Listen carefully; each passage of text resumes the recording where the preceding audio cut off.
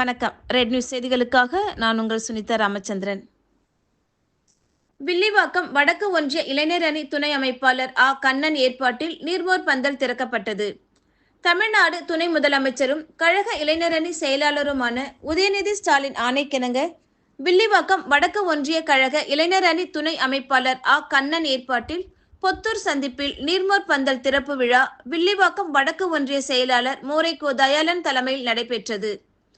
மாவட்ட இளைஞரணி அமைப்பாளர் டி மதன்குமார், துணை அமைப்பாளர் மோரை மு சதீஷ்குமார் ஆகியோர் முன்னிலை வகித்தனர்.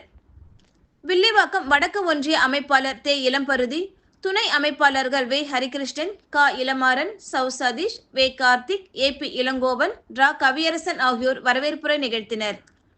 சென்னை வடகிழக்கு மாவட்ட செயலாளர் மாதவரம் சுதர்சனம் எம்எல்ஏ சிறப்பு அழைப்பாளராக கலந்து கொண்டு நீர்மோர் பந்தலை திறந்து வைத்து கோடைக்கால வெயில் தாகத்தை தீர்க்க பொதுமக்களுக்கு இளநீர், தர்பூசணி, நீர்மோர், வெள்ளரிக்காய், ரோஸ் மில்க், குளிர்பானங்கள் ஆகியவற்றை வழங்கினார்.